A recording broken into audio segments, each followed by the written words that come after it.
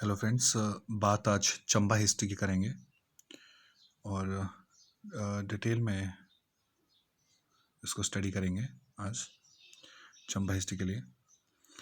अ, देखिए, चंबा हिस्ट्री में 550 ईस्वी में इसकी स्थापना हुई थी और ये मारू ने इसकी स्थापना की थी। तो पॉइंट नंबर 1 याद रखिएगा। मैं पॉइंट्स में बात करूँगा और ये जो थोड़े से जो प्रोमिनेंट पॉइंट मैंने यहाँ लिखे हैं, यकीन मानिए कि ये वो सारे पॉइंट्स हैं जो आप ब्लोखरा की बुक पढ़ने के बाद जो खुद कंक्लूड करोगे। तो ये मैंने समराइज़ किए हैं पॉइंट्स। तो आप खुद भी अगर स्टडी करेंगे तो शायद यही पॉइंट निकाल पाएंगे, या कुछ एक पॉइंट्स जो मुझे अदर बुक से लगे वो भी मैंने यहाँ इंक्लूड करे हैं। तो ये कंप्लीट जितना मेरे अकॉर्डिंगली हो सका ये है। तो चलिए नेक्स्ट पॉइंट की ओर चलते हैं। फर्स्ट पॉइंट था 550 ईस्वी में स्थापना की मारू ने। सेकंड पॉइंट है ब्रह्मपुर, जिसको भरमौर को भी आप बोलते हैं, भरमौर वो पहले ब्रह्मपुर था, को अपनी राजधानी बनाया था मारू ने। ठीक है जी। थर्ड पॉइंट की ओर चलते हैं। सबसे पहले बर्मन की उपाधि धारण करने वाला, ये कई बार पेपर में पूछा जा सकता है और पूछा जा चुका है। सबसे पहले बर्मन की उपाधि धारण करने वाला, देखिए चंबा से 2 क्वेश्चन पक्का बनते हैं कि सबसे पहले बर्मन की उपाधि धारण करने वाला और सबसे पहले सिंह की उपाधि धारण करने वाला। तो ये गणेश बर्मन और आदित्य बर्मन, 2 नाम कभी मत भूलिए। अभी मैं सिर्फ आदित्य बर्मन पे ही रहता हूँ। सबसे पहले बर्मन की उपाधि धारण करने वाला आदित्य बर्मन, और ये 520 ईस्वी में इसने ये उपाधि धारण की थी। नेक्स्ट पॉइंट इज भरमौर के सबसे शक्तिशाली राजा कौन थे? मेरू बर्मन। 680 ईस्वी में वो यहाँ के राजा बने थे, मेरू बर्मन। देखिए एक कंफ्यूजन है अभी भी बुक्स में, एक मारू और मेरू वर्मन में। तो मारू ने इसकी स्थापना की थी, लेकिन बच्चे मेरू वर्मन भी करते हैं, कुछ बुक्स में इसको मेरू वर्मन भी बोला गया है। तो मेरू और मारू में अगर मारू वहाँ ऑप्शन होता है तो मारू ही आप करेंगे कि चंबा की स्थापना किसने की थी। बट अगर आपको लगता है कि वहाँ Meru Varman is option and Maru is not there option, then you must click to Meru Varman, right. Next point is Kullu के राजा दत्तेश्वर पाल को किसने हराया? तो मेरू वर्मन के बारे में एक युद्ध जो इसका बहुत फेमस है कुल्लू के राजा के साथ, राजा दत्तेश्वर पाल के साथ, वो पूछा जाता है अक्सर कि कुल्लू के राजा दत्तेश्वर पाल के साथ युद्ध हुआ था मेरू वर्मन का कुल्लू में। और इसमें कुल्लू की कुछ रियासतें जो थी वो चंबा में इंक्लूड हो गई थी, और मेरू वर्मन ने वो रियासतें चंबा में इंक्लूड कर ली थी। गुग्गा शिल्पी किस राजा की शिल्पी है? वैसे मेरू वर्मन जो थे वो एक बहुत अच्छे शिल्पकार थे, और गुग्गा इनकी एक खुद की एक कृति है जो इन्होंने बनाई है, ठीक है, और जिसकी आज पूजा भी होती है गुग्गा की। नेक्स्ट वन इज शक्ति देवी गणेश मंदिर, लक्षणा मंदिर, मणिमहेश मंदिर किसने बनाए? तो ये मेरू वर्मन ने बनाए। गम नामक स्थान पर एक शिलालेख मिला है जिसमें मेरू वर्मन का साम्राज्य चंबा तक फैला दिखाया गया है। यह शिलालेख किसका है? ये बहुत बहुत बहुत मोस्ट इंपॉर्टेंट क्वेश्चन है चंबा हिस्ट्री में, कि गम नामक स्थान पर एक शिलालेख मिला है जिसमें मेरू वर्मन का साम्राज्य चंबा तक फैला है। यह शिलालेख किसका है और किसने लिखा है? देखिए मैं आपको बता दूं, ये हिस्ट्री के जो स्रोत हैं जिनसे हमें आइडिया लगता है, कंक्लूड हम करते हैं कि ये फला राजा जो था ये वहाँ तक उसका क्षेत्र था ये, और इसका एम्पर यहाँ तक स्प्रेड था। तो ये कंक्लूजन कैसे निकालते हैं? जब हम लोगों को कुछ शिलालेख मिलते हैं या ताम्र लेख जो हम देखेंगे आगे, तो इनसे वो जो स्क्रिप्ट्स थी उनको रीड करके बाद में डिकोड करके ये आइडिया निकाला गया। तो गम नामक स्थान पर जो शिलालेख मिला है वो आस्थादेव के द्वारा लिखा गया है, और ये सामंत हुआ करता था मेरू वर्मन का उसमें चंबा में, क्योंकि ये क्या करते थे कि जहाँ अपने क्षेत्रों को जीत कर आते थे वहाँ पर अपने सामंत डिप्लॉय कर देते थे। तो ये एक सामंत था उसका वहाँ पे। चलिए मूविंग नेक्स्ट वन। चंबा के किस शासक के काल में महामारी फैली थी? ये बहुत इंपॉर्टेंट क्वेश्चन है। जैसे कोरोना का दौर है, वैसे एक चंबा के शासक के काल में बहुत महामारी फैली थी और चंबा में बहुत सारे लोग वहाँ मर गए थे उस महामारी से। तो ये लक्ष्मी बर्मन के समय की महामारी फैली थी। ये लक्ष्मी बर्मन का सुख साम्राज्य था, और कहा जाता है कि लक्ष्मी बर्मन भी इसी बीमारी से मरे थे, और इससे बहुत क्षति हुई थी चंबा को उस दौर में। नेक्स्ट वन इज देखिए ओरिल स्टाइन एक लेखक थे, ने किस शासक का उल्लेख किया था? ओरिल स्टाइन जो है उसने लक्ष्मी बर्मन का उल्लेख अपनी बुक में किया है। तो ओरिल स्टाइन के बारे में क्वेश्चन पूछा जा चुका है अलाइड सर्विसेज में एक बार। तो ओरिल स्टाइन याद रखिएगा कि इसने किस राजा का उल्लेख किया है, तो इसने लक्ष्मी बर्मन का उल्लेख किया है। चंबा के किस राजा ने चूहों को मारने पर प्रतिबंध लगा दिया था? तो मुसान बर्मन। ये बहुत फेमस क्वेश्चन है, और आपने चंबा की हिस्ट्री अगर खुद भी पढ़ी हो तो आपने वहाँ पे एक स्टोरी सुनी होगी कि जो लक्ष्मी बर्मन था, ये इसका बेटा है। लक्ष्मी बर्मन की हार के बाद, मतलब लक्ष्मी बर्मन की मृत्यु के बाद, वो क्या हो गया कि चंबा जो था वो क्षत विकसित हो गया, और अब वहाँ कोई राजा नहीं रहा, और जो उसके पड़ोसी राज्य थे, जैसे कुल्लू के जो राजा थे, उन्होंने उस पर हमला कर दिया चंबा के ऊपर, अपने अधिकृत क्षेत्रों को वापस लेने के लिए जो चंबा ने हथिया लिए थे। तो वो रानी जो थी वहाँ पे, जो लक्ष्मी वर्मन की, वो अपने पुत्र जो उसको हुआ, तो उसको लेकर वो भाग गई और एक गुफा में जाके छिप गई। लेकिन वहाँ अपने पुत्र को वहाँ गुफा में छोड़कर वो पुनः चंबा लौटी। लेकिन जब वो वापस आए, अब वो माता और उसके सैनिक, उसके साथ सैनिक भी आए, जब वो वापस गुफा में आए तो वो जो छोटा सा बच्चा था जो रानी छोड़ गई थी, देखा कि उसको चूहे उसकी रक्षा कर रहे हैं, उसके इर्द गिर्द घेरा लगाकर चूहे उसकी रक्षा कर रहे हैं, और चूहों को मूषक कहा जाता है। तो मुशान बर्मन इसका नाम इसलिए पड़ा, और इसने चूहों को मारने में पूर्णतः प्रतिबंध लगा दिया था। याद रखिएगा, ये स्टोरी से आपको क्लियर हो रहा होगा। नेक्स्ट वन, चंबा शहर की स्थापना किसने की थी? तो साहिल बर्मन ने की थी। ठीक है जी, बिल्कुल याद रखिए, चंबा की स्थापना मारू, लेकिन चंबा शहर की स्थापना किसने की थी? साहिल बर्मन ने, और इसकी पुत्री थी एक चंपावती, उसके नाम पे चंपा इसका नाम था, फिर बाद में चंबा हो गया। तो ये 1920 नहीं 920 ईस्वी में इसकी स्थापना हुई थी। ठीक है, इस पॉइंट को याद रखिएगा। द नेक्स्ट वन इज, साहिल बर्मन ने अपनी पुत्री चंपावती के नाम पर चंबा शहर रखा था। ये पॉइंट तो आपको मैंने पहले बता दिया। साहिल बर्मन की पत्नी नैना देवी ने पानी की आपूर्ति के लिए प्राणों का बलिदान दिया था। देखिए उस वक्त क्या था, साहिल बर्मन के दौर में पानी की किल्लत आ चुकी थी, बहुत ज़्यादा अकाल पड़ रहा था, बारिश नहीं हो रही थी, और ऐसा लग रहा था कि लोग अपने प्राणों को त्याग कर देंगे, क्योंकि पानी के अभाव में बड़ा मुश्किल था जीवन यापन करना। तो उस वक्त क्या था कि जो ये नैना देवी जो थी, जो साहिल बर्मन की पत्नी थी, इसकी बहुत आस्था थी भगवान पे, और कहा जाता है कि जो नैना देवी है, यहाँ की चंबा की फेमस गाथा है, वहाँ के लोग बताते हैं कि नैना देवी जो है वो एक माता के रूप में उसको देखते थे, और कहा जाता है कि ये माता जो भी भविष्यवाणियाँ कर देती थी वो सत्य होती थी, सत्य होती थी। तो माता ने एक बार कहा था कि वो खुद के प्राणों की, उस प्रभु उसके खुद के प्राणों की आहुति मांग रहे हैं, और उससे चंबा में फिर कभी भी पानी का अकाल नहीं रहेगा।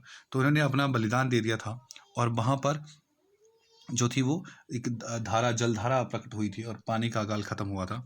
तो उनकी याद में बाद में साहिल बर्मन ने एक सूही मेला वहाँ चलाया, और सूही मेले के बारे में एक याद रखेंगे चीज़ कि सिर्फ महिलाओं और बच्चों के लिए यहाँ पर एंट्री है। सूही मेला बच्चों और महिलाओं के लिए फेमस है। कई बार क्वेश्चन पूछा जाता है कि ऐसा कौन सा निम्नलिखित में मेला है जो महिलाओं और बच्चों के लिए है, तो सूही मेला। ठीक है, moving to next one, Lakshmi Narayan मंदिर, कामेश्वर चंद्रशेखर मंदिर साहिल बर्मन ने बनाए थे। इनको भी याद रखिए, फिर से बोल रहा हूँ, लक्ष्मी नारायण मंदिर, कामेश्वर मंदिर, चंद्रशेखर मंदिर, ये साहिल बर्मन की कृतियाँ हैं। साहिल बर्मन ने इसमें चलने वाले तांबे की मुद्रा को चकली कहते थे। देखिए साहिल बर्मन ने जो तांबे की मुद्रा चलाई थी उसका नाम था चकली, और ये बहुत ही इंपॉर्टेंट पॉइंट है, इसको याद रखिए। चकली क्या था? साहिल बर्मन के समय में चलने वाले सिक्के थे। मैंने हिस्ट्री ऑफ इंडिया में जब लेके गया था तो मैंने आपको वहाँ भी बताया था कि जैसे चंद्रगुप्त था, चंद्रगुप्त के समय में भी ये सिक्के इस तरह से चलते थे। तो इन सिक्कों के डिफरेंट नाम होते गए with the passage of time. और ये जो अगर हम बात करें ना 920 की, अगर मैं राउंड अबाउट ये बात आपको बताऊं, तो शायद उस वक्त हमारे यहाँ पर क्या था, अभी तक वही जो था जनपद थे, 16 महाजनपद। तो उस वक्त एक मगध साम्राज्य अपने बिल्कुल विस्तार पे था, अपने उद्गम पे था। और जो सातवाहन वंश थे, सातवाहन तक ये इसमें पहुंचा था आते आते, उसमें भी ये चकली के सिक्के आपने सातवाहन वंश में भी आपने सुने होंगे। तो चकली के सिक्के जो थे ये फेमस थे उसमें के। चलिए, जिन्होंने अभी नहीं पढ़ी है वो इंडियन हिस्ट्री, वो मैं उनके लिए वो वीडियो अपलोड करूँगा। साहिल वर्मन के इसमें चलने वाले जो सिक्के थे तांबे के, वो क्या थे? चकली, और ये वहाँ के फेमस सिक्के होते थे। गौरी शंकर मंदिर का निर्माण किसने करवाया था? युगांकर बर्मन ने। ये साहिल बर्मन का बड़ा बेटा था। ठीक है, तो ये उसका 10 पुत्र और 1 पुत्री, उसकी चंपावती पुत्री थी। तो युगांकर बर्मन जो था वो बड़ा पुत्र था जिसने गौरी शंकर मंदिर का निर्माण करवाया था। युगांकर बर्मन की पत्नी त्रिभुवन रेखा ने किस मंदिर का निर्माण करवाया था? ये बहुत बार एग्जाम में पूछा जा चुका है। युगांकर बर्मन की पत्नी त्रिभुवन रेखा ने किस मंदिर का निर्माण करवाया था? तो नारसिंह मंदिर का निर्माण करवाया था। ये चंबा में है नारसिंह मंदिर। और ये युगांकर बर्मन की पत्नी यानी कि साहिल बर्मन की बहू त्रिभुवन रेखा ने इसका निर्माण करवाया था। मैं पॉइंट से आपको बता रहा हूँ हिस्ट्री, क्योंकि आपको ये पॉइंट्स बिल्कुल याद रखने पड़ेंगे इनके क्रमबद्ध तरीके से, और बहुत बार ये पूछे जा चुके हैं पेपर में और यहाँ से आते हैं। कश्मीर के शासक अनंत देव ने किसके शासनकाल में भरमौर पर आक्रमण किया? कश्मीर के शासक ने अनंत देव ने किसके शासनकाल में भरमौर में आक्रमण किया? तो ये था सलबाहन बर्मन, 1040 में इसने किया था। नेक्स्ट पॉइंट, सोम बर्मन के 2 ताम्र लेख मिले हैं। सोम बर्मन किसमें की कुछ ज़्यादा बातें नहीं है, लेकिन एक क्वेश्चन बना है, एक बार मुझे आइडिया है कि सोम बर्मन से क्वेश्चन पूछा था कि उसके 2 शिलालेख जो थे ताम्र लेख सोम बर्मन के समय में, उसमें से जो द्वितीय शिलालेख था वो क्या रिप्रेजेंट करता था, क्या दर्शाता था? तो मैं दोनों ताम्र लेखों को बताता हूँ। ठीक है, तो इन दोनों ताम्र लेखों को आप देखिएगा। सोम बर्मन के इसमें 2 ताम्र लेख मिले थे। तो एक पहला बताता था सूर्य ग्रहण में क्या क्या था। पहला ताम्र लेख पे जो लिखा गया है वो लिखा गया है कि सूर्य ग्रहण में 1066 में जाकर भूमि दान दी गई। भूमि दान का उल्लेख है कि सूर्य ग्रहण के समय में सोम बर्मन ने भूमि दान दी है। शिव और विष्णु मंदिरों के निर्माण के लिए भूमि दान दी है। ये दूसरे ताम्र लेख में लिखा गया है कि सोम बर्मन ने शिव और विष्णु मंदिरों के निर्माण के लिए भूमि दान दी है। ये क्वेश्चन आया है एक बार एचएस में, तो इसको बिल्कुल अच्छे से पढ़िएगा। सोम बर्मन के इसमें के 2 ताम्र लेख। उदय बर्मन ने कश्मीर के राजा सुसाला से अपनी 2 पुत्रियों देवलेखा और तारालेखा का विवाह किया, जो सुसाला की 1128 में मृत्यु के पश्चात सती हो गई थी।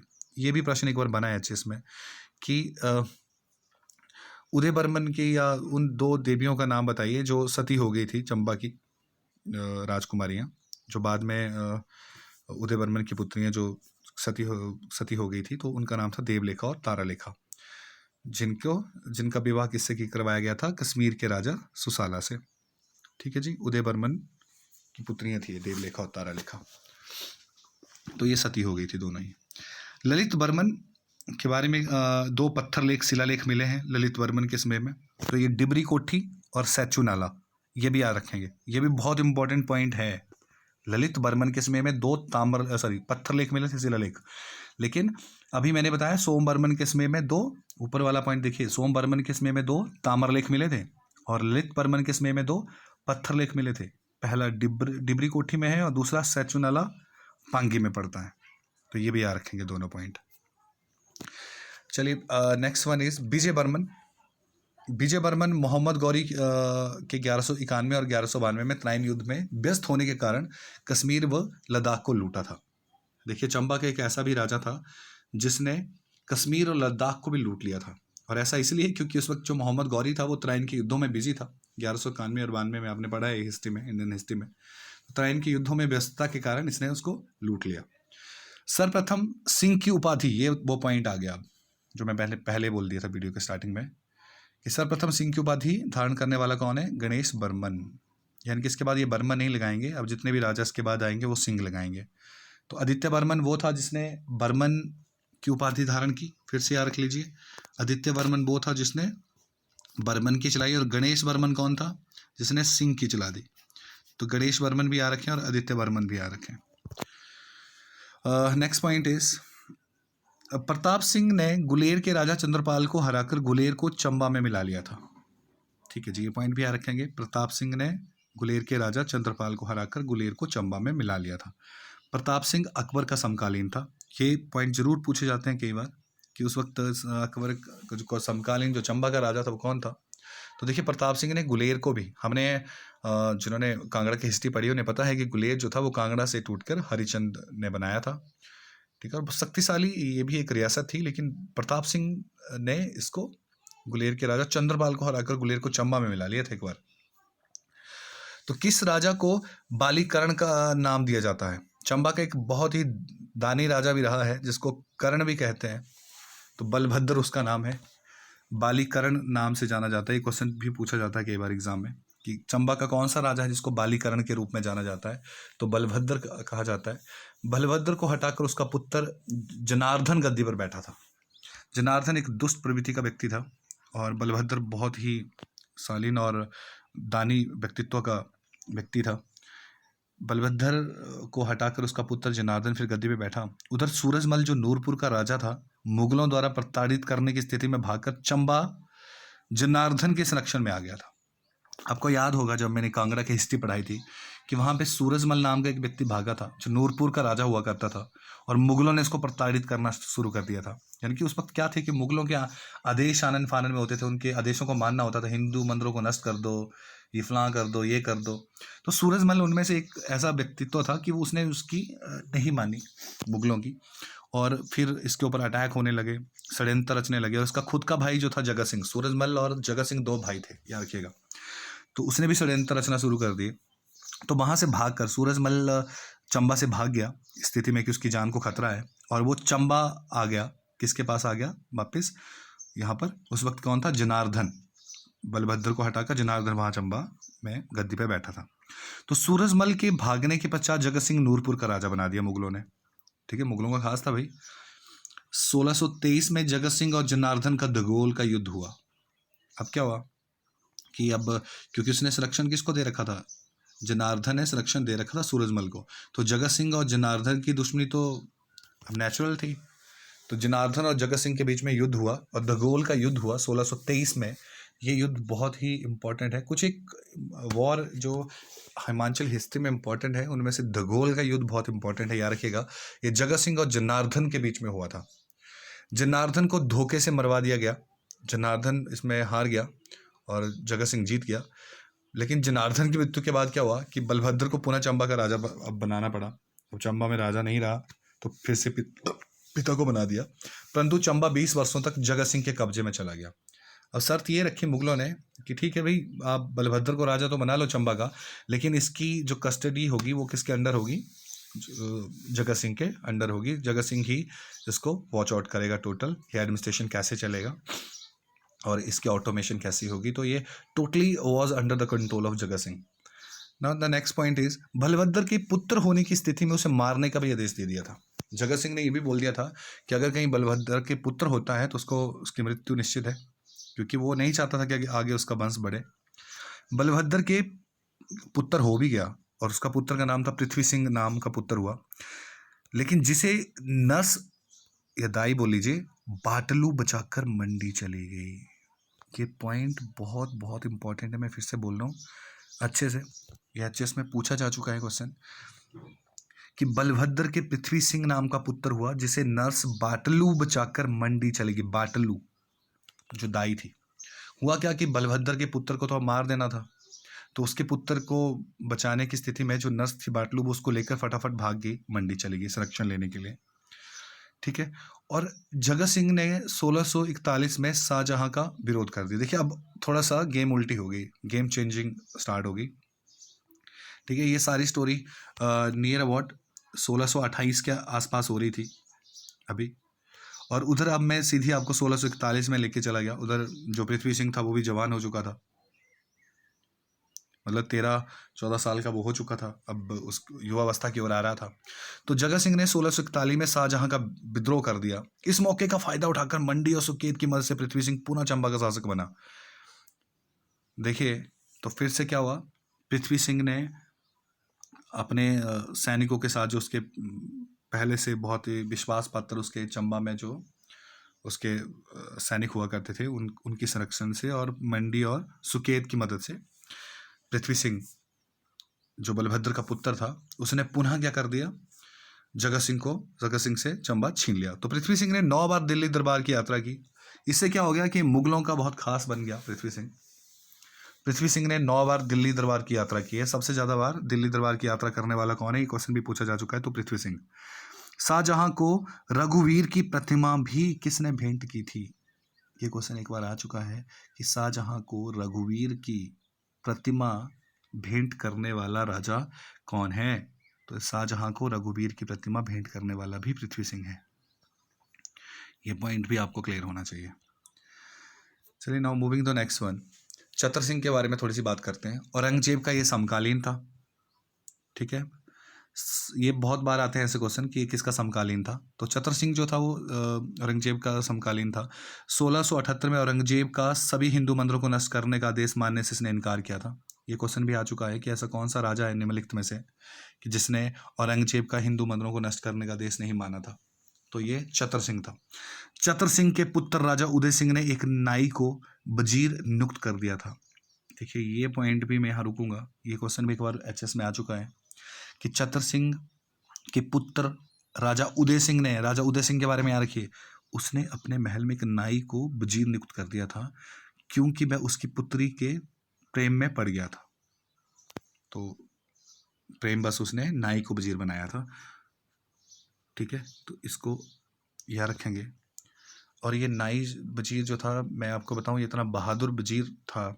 इसकी जो सोच थी ये मतलब इतनी कंस्ट्रक्टिव थी, इतनी प्रोग्रेसिव थी कि इसने कश्मीर से ललित वर्मन, वहाँ का राजा हुआ करता था, ललित वर्मन द्वितीय वहाँ का राजा हुआ करता था। मैं थोड़ा सा स्टोरी को और इन्हेंस कर रहा हूँ, आप जोड़ लीजिए। इसने षड्यंत्र रचकर कुछ ना कुछ कॉन्स्पिरेसी वहाँ पे प्ले करके कश्मीर का कुछ हिस्सा चंबा में इंक्लूड करवा दिया था अपनी खुद की नीतियों के कारण। तो ये बहुत फायदेमंद भी रहा चतर सिंह के लिए। चलिए, मैं नेक्स्ट वन की ओर मूव करता हूँ। उमेद सिंह के बारे में भी, चतर सिंह के पुत्र राजा उदय सिंह ने ये किया था। चलिए, मैं उमेद सिंह की बारे में अब बात करता हूँ। नाडा महल और रंग महल और सती प्रथा का अंत, 3 चीजें बहुत फेमस है, इनको रख लीजिए। नाडा महल कोई पूछे उमेद सिंह ने, रंग महल कोई पूछे उमेद सिंह ने, और सती प्रथा का अंत करने वाला चंबा का शासक उमेद सिंह।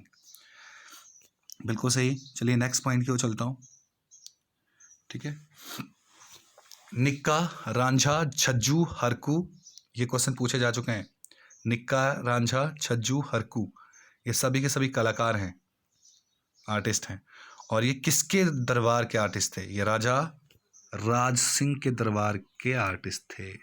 निक्का, फिर से देख लीजिए मैं क्या बोल रहा हूँ, बहुत इंपॉर्टेंट पॉइंट बता रहा हूँ। निक्का, रांझा, छज्जू, हरकू राज सिंह के दरबार के कलाकार थे। ये पॉइंट बहुत बहुत इंपॉर्टेंट है। रहलू का युद्ध राज सिंह और संसार चंद के मध्य हुआ था। जैसे धगोल का युद्ध मैंने आपको बताया था अभी, जनार्दन और किसके बीच में, जगत सिंह के बीच में हुआ था धगोल का युद्ध। वैसे रहलू का युद्ध भी, जो चंबा की हिस्ट्री पढ़ते हैं या हिमाचल की हिस्ट्री पढ़ते हैं, वो रहलू का युद्ध भी याद रखते हैं कि राज सिंह और संसार चंद के मध्य हुआ था रहलू का युद्ध। एक युद्ध महल मोरिया का युद्ध भी था, वो अमर सिंह थापा और संसार चंद द्वितीय के मध्य हुआ था, वो भी आपको याद होना चाहिए। चलिए, नेक्स्ट वन। चरहट सिंह के बारे में बात करते हैं। 6 वर्ष की आयु में राजा बन गया था। इसका वजीर नाथू था। ये नाथू वजीर का क्वेश्चन भी एक बार आ चुका है एचएस में, मैं फिर से अंडरलाइन कर रहा हूँ। पूछा गया था कि नाथू वजीर जो था वो निम्नलिखित में से किसका वजीर था राजा का? तो एक चरहट सिंह का वजीर था। ये वजीर के क्वेश्चन बहुत, ये मियाँ जप्पू, इस तरह के क्वेश्चन जो वजीर मैंने पहले बताया ना आपको, ये जितने भी एक डिस्ट्रिक्ट वाइज आप पढ़ेंगे उनके वजीरों को पक्का याद रखिएगा। इनकी लिस्ट बना लीजिए, मैं एक लिस्ट भी अपलोड करूँगा जिसमें ये वजीर आपको ईजिली याद हो जाएंगे। लेकिन अभी हम सिंपल हिस्ट्री को रीड आउट कर रहे हैं, उसके मेन एमिनेंट जो प्रोमिनेंट पॉइंट है उनको स्टडी करने की कोशिश कर रहे हैं। Now moving the next one. Rani Sharda Charhat की माता है, रानी शारदा। इन्होंने एक मंदिर का निर्माण करवाया और ये क्वेश्चन भी आ चुका है। राधा कृष्णन का मंदिर 1825 में चंबा में किसने बनवाया? राधा कृष्ण का मंदिर। तो चंबा में राधा कृष्ण का मंदिर रानी शारदा, जो चरहट की माता थी, उन्होंने बनाया था। 1839 में बिगने और जनरल कनिंघम चंबा आए थे। ये पॉइंट बहुत बहुत इंपॉर्टेंट है चंबा की हिस्ट्री का कि बिगने और जनरल कनिंघम चंबा कब आए थे? 1839 में। एक मेयो भी आएगा 1900 के आसपास चंबा में। तो ये पॉइंट याद रख लीजिए कि जब कोई यात्री आता है तो वो पॉइंट वहाँ से जरूर आते हैं। वैसे मैंने कांगड़ा का भी बताया था आपको, यहाँ भी आप याद रखिए, वहाँ थॉमस कुरियाट आया था, थेवनोट आए थे। तो इस तरह चंबा का इम्पोर्टेंट है कि 1839 में बिगने और जनरल कनिंघम चंबा आए थे। चलिए नेक्स्ट पॉइंट की ओर चलते हैं। नाथू वजीर की मृत्यु के बाद वजीर कौन बना था, ये भी क्वेश्चन आ चुका है एचएस में। नाथू वजीर की मृत्यु के बाद, चरट सिंह का एक वजीर था नाथू, उसकी मृत्यु के बाद भागा को वजीर बनाया गया था। चलिए अब अगले राजा की ओर चलते हैं। अब श्री सिंह की ओर चलते हैं। 2-3 राजा और रह गए जिनके बारे में हम थोड़े थोड़े पॉइंट पढ़ेंगे। 5 वर्ष की आयु में राजा बन गए थे, बहुत कम आयु में बन गए थे। चंबा 1846 में अंग्रेजों के अधीन आ गया था। इन्हीं के समय में चंबा जो था वो किसके अधीन आ गया, अंग्रेजों के अधीन आ गया 1846 में आते आते। तो अब क्या था, अब संरक्षण चल पड़ा। आपने पढ़ा है कि अब संरक्षण की नीति होती थी अंग्रेजों की। वो राज तो उनको करने देते थे लेकिन एडमिनिस्ट्रेशन खुद के कंट्रोल में रखते थे, और कुछ मेजर कुछ चार्ल्स वहाँ अपॉइंट करते थे जो इसकी पूरी एडमिनिस्ट्रेशन की ऑटोमेशन करते थे। तो मेजर ब्लेयर रीड 1863 में चंबा के सुप्रिटेंडेंट बने थे। इसी के शासनकाल में जब श्री सिंह वहां पर राजा था तो मेजर ब्लेयर रीड 1863 में चंबा के पहले सुप्रिटेंडेंट बने थे। ये भी याद रखिए, ये फर्स्ट सुप्रिटेंडेंट थे। यहाँ सुप्रिटेंडेंट की प्रथा स्टार्ट कर दी उन्होंने। 1863 में ही यहाँ पर डाकघर भी खोला गया था। चंबा का पहला डाकघर कब खुला था, 1863 में। 1871 में गोपाल सिंह के समय लॉर्ड मायो चंबा आए थे। हाँ, लॉर्ड कर्जन आए थे 1900 के आसपास। मैं थोड़ा गलत बोल गया पीछे। 1871, देखिए याद रखिए 1839 का सन याद रखिए। जब कौन कौन आए थे आपके पास, बिगने आए थे वी से, कनिंघम आए थे के, और लॉर्ड मायो जाकर 1871 में लॉर्ड मायो आए थे, VKM। याद रख लीजिए इसको, बहुत इंपॉर्टेंट है, मैं कह रहा हूँ। VKM, विग्ने कनिंघम 1839 में आ गया, मायो 1871 में आया, और कर्जन KMK, एक कर्जन आएगा 1900 में। तो ये चंबा के जरूर याद रखिएगा। तो 1871 में गोपाल सिंह के समय लॉर्ड मायो चंबा आए थे। 1880 में चंबा में हॉप्स की खेती शुरू हुई थी। ये भी बहुत इंपॉर्टेंट पॉइंट है, एक बार पूछा था किसी पेपर में, नाइट सिलदार के या किसी के, कि चंबा में हॉप्स की खेती शुरू कब हुई थी। तो 1880 में हॉप्स की खेती यहाँ पर स्टार्ट की गई थी चंबा में। चार्ल्स एटिक्सन 1883 में चंबा आए थे। ये इंपॉर्टेंट नहीं है इतना, चार्ल्स एटिक्सन का 1883 में चंबा आए थे, बट याद रखिएगा, ठीक है। ये पॉइंट भी याद रख लीजिए। चलिए नेक्स्ट वन। जॉन हैरी को शाम सिंह का शिक्षक नियुक्त किया गया था। ये जो शाम सिंह था ये भूरी सिंह का पिता था। आपको पता है भूरी सिंह, चंबा सब जानते हैं, भूरी सिंह म्यूजियम है ना, भूरी सिंह की वजह से बहुत फेमस है चंबा। बिजली भूरी सिंह की वजह से आई थी चंबा में। जगमगाता हुआ चंबा भूरी सिंह के समय में ही जगमगा रहा था, साल नदी के तट पे जब उन्होंने बिजली घर बनाया था। तो भूरी सिंह के बारे में हमें बहुत नॉलेज है, लेकिन अभी शाम सिंह के बारे में भी रख लीजिए। ये बहुत कम आयु में ही, 5 वर्ष की आयु में ही ये राजगद्दी पे बैठ गए थे, पर अब इनको शिक्षक देना था। तो देखिए अंग्रेज जो थे उन्होंने इसको शिक्षक भी अपॉइंट किया, और जॉन हैरी को शिक्षक दिया गया कि ये शाम सिंह को पढ़ाएंगे। तो ये क्वेश्चन भी इंपॉर्टेंट है कि शाम सिंह के शिक्षक कौन बने, तो जॉन हैरी। तो 1895 में कर्नल रीड के अस्पताल को तोड़कर शाम सिंह अस्पताल बनाया गया। ये भी इंपॉर्टेंट पॉइंट है। कर्नल रीड के अस्पताल को तोड़कर चंबा में 1895 में एक अस्पताल बनाया गया, शाम सिंह अस्पताल। 1895 में चंबा में भटियात युद्ध हुआ। ये युद्ध भी बहुत इंपॉर्टेंट है, भटियात युद्ध। शाम सिंह के छोटे भाई भूरी सिंह को 1898 में वजीर बनाया गया। ये क्वेश्चन भी पूछा जा चुका है एचएस में कि जो भूरी सिंह है उसको वजीर कब नियुक्त किया गया था चंबा का, तो 1898 में।